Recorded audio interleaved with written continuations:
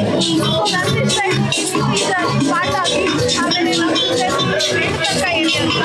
So ಇವತ್ತು ನಾವು ಆಯ್ಕೆಯ ಗೋವಾದಲ್ಲಿ ನೋಡ್ಬೋದು.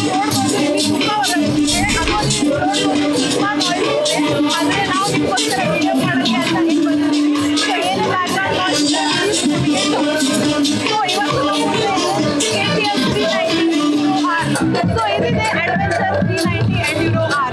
ನೀವು ಈ ಬೈಕಿನ ಡಿಸೈನ್ ನೋಡ್ಬೋದು, ಇದು ತುಂಬ ಸ್ಪೋರ್ಟಿ ಬೈಕ್ ಥರ ಕಾಣುತ್ತೆ. ನಾವು ಈ ವಿಡಿಯೋದಲ್ಲಿ ವಾಯ್ಸ್ ಓವರ್ ಹಾಕಿದ್ದೀವಿ, ಯಾಕಂದರೆ ಇಲ್ಲಿ ತುಂಬ ನಾಯ್ಸ್ ಇದೆ ಬ್ಯಾಕ್ಗ್ರೌಂಡಲ್ಲಿ.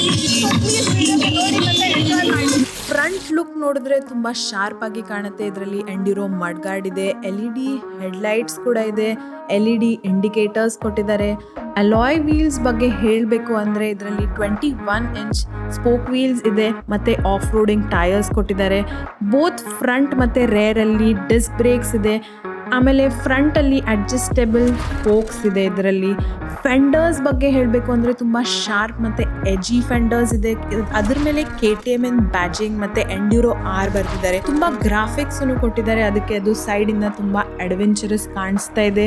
ಸೀಟ್ ಬಗ್ಗೆ ಹೇಳಬೇಕು ಅಂದರೆ ಇದು ಸಿಂಗಲ್ ಸೀಟ್ ಇದೆ. ಆಮೇಲೆ ಇದರಲ್ಲಿ 5 feet 6 inches ಮನುಷ್ಯ ಟಿಪ್ ಟೋ ಮಾಡ್ಬೋದು, ಬಟ್ ಅದು ಮ್ಯಾನೇಜಬಲ್ ಇದೆ. ಸೈಡಲ್ಲಿ ಗ್ರ್ಯಾಬ್ ಹ್ಯಾಂಡಲ್ಸ್ ಕೂಡ ಇದೆ.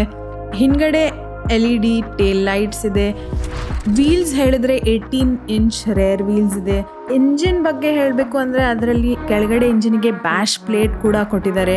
ಇಂಜಿನ್ ಬಗ್ಗೆ ಹೇಳಬೇಕು ಅಂದರೆ ಅದರಲ್ಲಿ 399cc ಇಂಜಿನ್ ಇದೆ. 45 ಅರೌಂಡ್ BHP ಪವರ್ ಇದೆ ಮತ್ತು 39 ನ್ಯೂಟನ್ ಮೀಟರ್ ಎಂದು ಟಾಕ್ ಇದೆ.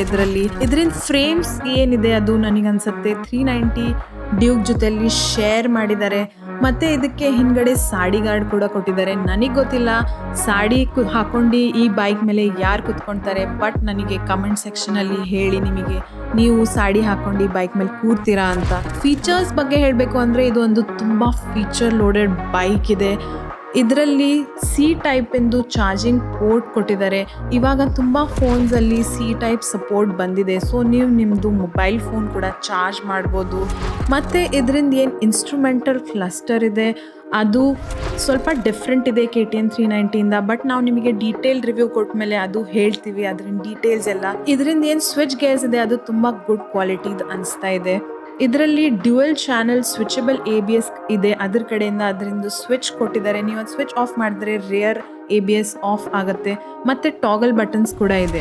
ದೂರದಿಂದ ನೋಡಿದ್ರೆ ಇದೊಂದು ತುಂಬ ಕ್ಲೀನ್ ಮತ್ತು ಪರ್ಪಸ್ ಬಿಲ್ಡ್ ಬೈಕ್ ಅನಿಸ್ತಾ ಇದೆ. ಸೊ ಇದು ಇತ್ತು ಒಂದು ಡೀಟೇಲ್ ಹೋಗಲ್ಲ KTM 390 Enduro R ಬಗ್ಗೆ. ನಿಮಗೆ ಏನು ಅನ್ಸುತ್ತೆ ಬೈಕ್ ಬಗ್ಗೆ?